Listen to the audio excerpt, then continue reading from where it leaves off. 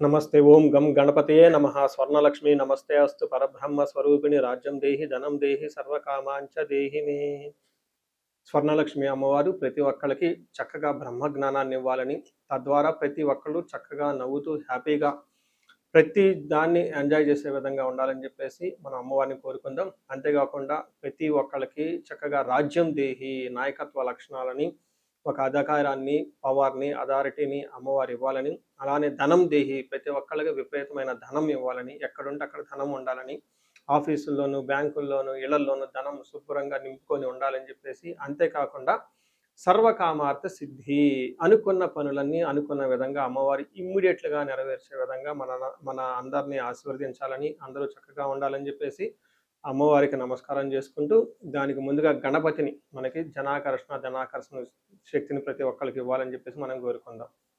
ఈరోజు టాపిక్ మనం చూసుకుంటే గురువు మారుతూ ఉన్నారు. ఎప్పుడు మారుతూ ఉన్నారు? జూన్ 2వ తారీఖున గురువు మారుతూ ఉన్నారు. అయితే ఏంటి, నాకు లాభం ఏంటి, గురువు మారితే ఏంటి, దానివల్ల నేను నాకు అసలు ఏంటి అని మనం ప్రతి ఒక్కళ్ళు ఆలోచించుకుంటూ ఉంటాం.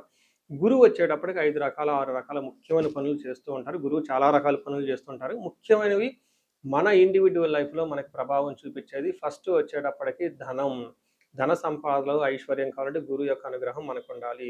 రెండోది సంతానం, పిల్లలు చక్కగా ఉండాలి, వాళ్ళు చదువుకోవాలంటే గురువు యొక్క అనుగ్రహం మనకు ఉండాలి. తర్వాత మనకి జ్ఞానం, అద్భుతమైన జ్ఞానం మనకు ఉండాలి. ఓకే, మనం చేసేది మంచినా చెడునా దాని గురించి లోతైన అవగాహన ఉండాలి. మనం చదువుకున్న జ్ఞానం మనకు ఉపయోగపడాలంటే గురువు యొక్క కృప మనకు ఉండాలి. అంతేకాకుండా ధర్మచింతన, మనం ఫాలో అయ్యేది కరెక్ట్ మార్గంలో ఉన్నామా, లేదంటే సన్మార్గంలో ఉన్నామా, లేదంటే తెలవకుండా వేరే మార్గంలో ఉన్నామా, రాంగ్ గైడెన్స్లో ఉన్నామా, రాంగ్ ఇన్ఫ్లుయెన్స్తో ఉన్నామా, ఇలాంటి యొక్క అన్ని విషయాలు మనకి గురువు ద్వారానే తెలుస్తుంది. ధర్మచింతన అంటారు. అంతేకాకుండా దైవభక్తి, టీచింగ్, ఇలా రకరకాల విషయాల్లో బంగారం, జ్యువెలరీ మనకి ఎలా ఉంటుంది ఏంటి, ఇలా ముఖ్యమైన యొక్క అంశాలు ప్రతి ఒక్కళ్ళ జీవితంలో గురువు మారటం ద్వారా మనకు ప్రభావితం చేయబోతుంటుంది. ఇది అయితే ఈ గురువు మార్పులో ఇంకా 2-3 ముఖ్యమైన ఇంపార్టెంట్ పాయింట్లు తెలుసుకోవాలి. ఫస్ట్, గురువు మిథున రాశిలో నుంచి కర్కాటక రాశిలోకి మారుతూ ఉన్నారు. ప్రతి సంవత్సరం గురువు ఒక్క రాశిలో తిరుగుతూ ఉంటారు, సంచారం చేస్తూ ఉంటారు. మిథున రాశి సక్సెస్ఫుల్గా 1 ఇయర్ అంతా కంప్లీట్ చేసుకొని ఇప్పుడు వాళ్ళు కర్కాటక రాశిలోకి వెళ్తున్నారు. అయితే కర్కాటక రాశిలోకి 12 సంవత్సరాల తర్వాత వచ్చి ఉన్నారు కాబట్టి ఈ యొక్క కర్కాటక రాశిలో గురు సంచారం చాలా ముఖ్యమైనది. ఎందుకంటే కర్కాటక రాశిలో గురువు ఉచ్చ స్థానంలో ఉన్నారు. మంచి చక్కగా ఈ సంవత్సరం అంతా పిల్లలు ఎవరు పుట్టినా కానీ వాళ్ళకి గురువు జాతకంలో వచ్చే స్థానంలో ఉండి మంచి యోగ్యతను ఇస్తూ ఉంటారని మనం చెప్పుకోవచ్చు. సో ఈ యొక్క ఉచ్చ స్థానంలో ఉన్న గురువు సంపూర్ణమైన ఫలితాన్ని, చక్కటి ఫలితాన్ని ప్రతి ఒక్కరికి ఇస్తూ ఉంటారు. అయితే వాళ్ళ యొక్క ప్రభావం 12 మనుషుల మీద ఉంటుంది. ఈ మనుషులందరూ 12 రకాల రాశులుగా విభజించడం జరిగింది. కొన్ని రాశులకి, చాలా వరకు రాశులకి అనుకూలంగాను, కొన్ని రాశులకు ప్రతికూలంగాను, కొన్ని రాశులకి సామాన్యంగాను ఉండే అవకాశం ఉంటుంది.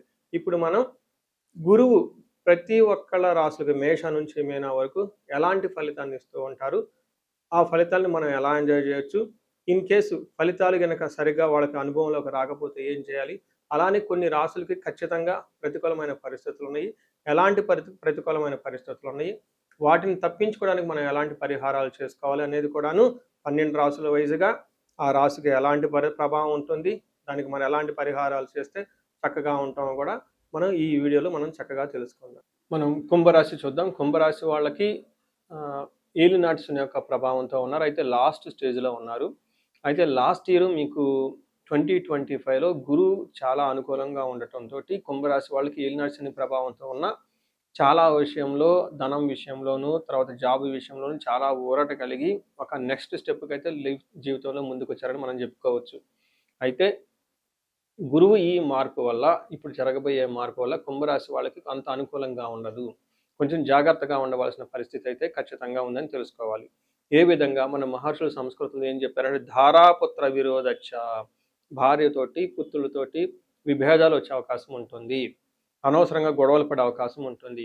అంతేకాకుండా స్వజనే కలహ అంటే సొంత మనుషులతోటి గొడవలు పడుతూ ఉంటారు. అంటే మీకున్న ఓన్ ఎంప్లాయీస్ కానివ్వండి, లేదంటే ఇప్పటిదాకా మీరు నమ్మి మీ వెనక ఉన్నవాళ్ళు కానీ, అలాంటి వాళ్ళు మిమ్మల్ని ద్వేషించే అవకాశం ఎక్కువ ఉంటుంది.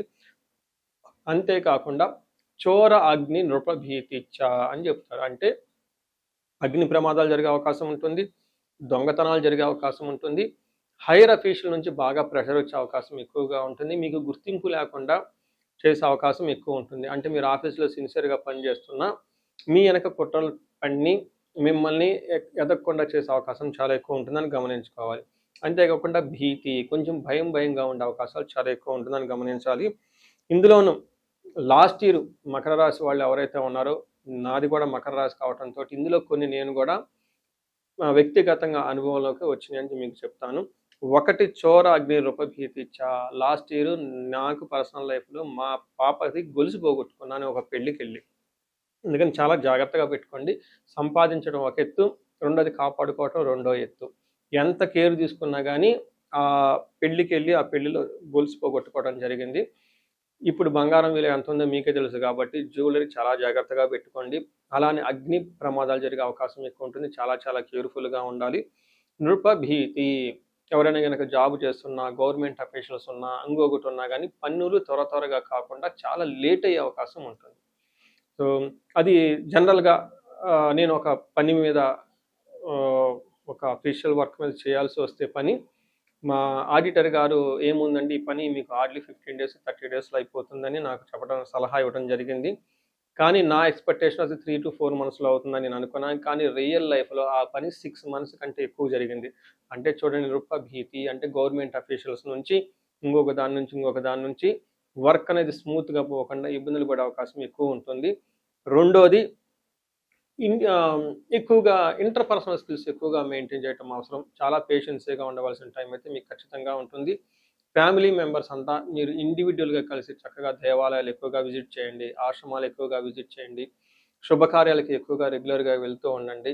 చాలా జాగ్రత్తగా ఉంటే ఇవి మెయిన్ మీకు ఉండాల్సింది జాగ్రత్తగా ఉండటం. ఇంటర్‌పర్సనల్ స్కిల్స్ చక్కగా మెయింటైన్ చేస్తే గురువు మీకు చక్కగా సహకరించి ఉన్నతంగా తీసుకెళ్ళే అవకాశం చాలా ఎక్కువ ఉందని గమనించుకోవాలి. సంసారంలో వైరాగ్యము, వృధాశ్రమ, అధిక ధన వ్యయాలుంటాయి. ప్లానెడ్‌గా ఖర్చు పెడితే చాలా బాగుంటుంది. చూశారు కదండీ! కుంభరాశి వాళ్ళకి ఇప్పటిదాకా బాగా సపోర్ట్ ఇచ్చిన గురువు ఈ జూన్ 2 తర్వాత కొంచెం వాళ్ళు పెట్టే పరీక్షలు మీరు అంటే పెద్దగా ఇబ్బంది పెట్టరు. బట్ కొన్ని సందర్భాల్లో ఇబ్బందులు పెట్టే అవకాశం ఉంది కాబట్టి పేషెన్స్‌గా ఉండడం చాలా మని గమనించాలి. సో చూశారు కదా! గురువు ఈ రాశి వాళ్ళకి ఎలాంటి అనుకూల ప్రతికూలాలు తీసుకొనొస్తున్నారు, ఫలితాలు తీసుకొనొస్తున్నారు, అనుభవంలోకి రాబోతున్నాయో ఈ జూన్ నుంచి 27 జూన్ వరకు 26 జూన్ నుంచి 27 జూన్ వరకు ఎలాంటి ఫలితాలు ఉన్నారో మనం తెలుసుకుందాం. అయితే గురువు యొక్క అనుకూల ప్రభావం మన మీద ఉండటానికి మనం కొన్ని రకాల పరిహారాలను ఖచ్చితంగా చేసుకోవాల్సి ఉంటుంది. ఒకటి గురువుకి సంపూర్ణ శాంతి పూజలు చేసుకోవాలి. సంపూర్ణ శాంతి పూజలు అంటే ఏంటి? చాలా మందికి అవగాహన ఉండదు. గురు గ్రహానికి మన శాస్త్రాల్లో, గ్రంథాల్లో ఏదైనా గనక ఒక గ్రహం మనకి సరిగా అనుకూలించకపోతే ఆ యొక్క గ్రహం యొక్క మనం ప్రతికూల పరిస్థితుల నుంచి అనుకూలంగా మార్చుకునే ప్రక్రియ ఉంటుంది. దీనికి పరిహారాలు అంటారు. మనకి శాస్త్రాలు ఏ విధంగా చెప్పారంటే గురువుకి జప సంఖ్య 16,000 సార్లు చేయాల్సి ఉంటుంది. అధిదేవత, ప్రత్యధి దేవత ఇంకొక 3,000, 2,000 సార్లు చేయాల్సి ఉంటుంది.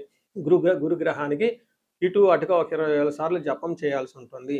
అలానే గురుగ్రహానికి తర్పణం చేయాల్సి ఉంటుంది. గురుగ్రహానికి దానం చేయవలసి ఉంటుంది. గురుగ్రహానికి హోమం చేయవలసి ఉంటుంది. ఇలా ఈ 4 రకాల ప్రక్రియలను ఎవరైతే చేస్తారో గురుగ్రహ సంపూర్ణ శాంతి పూజలు అంటారు. అయితే ఇండివిడ్యువల్‌గా వాళ్ళు చేసుకోవటం కష్టం కాబట్టి సద్బ్రాహ్మణుల్ని, దేవాలయాల్లో ఉన్న పండితుల్ని లేకుంటే గురువు యొక్క మంత్రాన్ని తీసుకొని వాళ్ళు కొన్ని లక్షల సార్లు, వేల సార్లు ఉపాసన చేసి చక్కగా సాధన చేసిన వాళ్ళ దగ్గరికెళ్తే ఆ మంత్రం వాళ్ళ ద్వారా సిద్ధించి గురువు యొక్క అనుకూలం మీకు అనుకూలంగా ఉంటుంది. ఇది కాకుండా గురువుకి సంబంధించిన దేవాలయాలు అంటే మేధా దక్షిణామూర్తి కానివ్వండి, లేదంటే హయగ్రీవ సంబంధించిన దేవాలయాలు చక్కగా విజిట్ చేయటం చాలా మంచిది. ఇంకా ముఖ్యంగా గురు గ్రహం యొక్క శాంతికి మీరు ఆశ్రమాలు చక్కగా విజిట్ చేయొచ్చు. భగవద్గీత, పురాణాలు, వేదాలు, వేదాంతాలు ఇలా యాన్షియంట్ స్క్రిప్చర్స్ పురాతనమైన గ్రంథాలను తెలుసుకొని అర్థం చేసుకుంటే చాలా బాగుంటుంది. గురుగ్రహ శాంతి గురించి ఇంకొకటి ముఖ్యమైనదంటే మీకు చదువు చెప్పిన గురువుల్ని వాళ్ళ దగ్గర ఆశీర్వాదం తీసుకోవడం చాలా ఇంపార్టెంట్. సాధువుల్ని తర్వాత మీ ఇంటికి ఎప్పటి నుంచో అనాదిగా ఉన్న పురోహితులు, బ్రాహ్మణులు వాళ్ళు మీకు మంచి చెడు చెబుతుంటారు. అలాంటి వాళ్ళని మీరు సత్కరించటం, గౌరవించటం, వాళ్ళకి దక్షిణలు ఇవ్వటం ఇవన్నీ చేస్తే గురువు యొక్క గురు గ్రహం యొక్క అనుకూలం మీకు అనుకూలంగా ఉంటుంది. గురువులకు సంబంధించిన దత్త చరిత్ర చదువుకోవటం ఇంకా చాలా బాగుంటుంది. ఇంకా మీరు ఆశ్రమాలలో గనక కొన్ని రోజులు గనక టైం స్పెండ్ చేయగలిగితే అక్కడ యోగా చేయటం, మెడిటేషన్ చేయటం ఇవన్నీ చేస్తూ ఉంటే గురు గ్రహం యొక్క బలం పెరిగి ఇప్పటిదాకా మనం చెప్పుకున్న పరిస్థితుల్ని చక్కగా ఇంకా మంచి అద్భుతమైన రిజల్ట్ వచ్చే అవకాశం ఉంటుంది. ఇన్ కేసు ప్రతికూలమైన పరిస్థితులు ఉన్నా గానీ ఆ ప్రతికూలమైన పరిస్థితులను అధిగమించి చక్కగా లైఫ్ అంతా ముందుకెళ్ళటానికి అంత అవకాశం ఉంటుంది. ఈ సంవత్సరం ఈ గురువు యొక్క కర్కాటక రాశిలో ఉన్నంత వరకు 12 రాశుల వారికి చక్కగా అష్టైశ్వర్యాలు కలగాలని, భోగభాగ్యాలు కలగాలని చెప్పేసి, చక్కగా ఉండాలని చెప్పేసి నేను కోరుకుంటున్నాను. నమస్తే.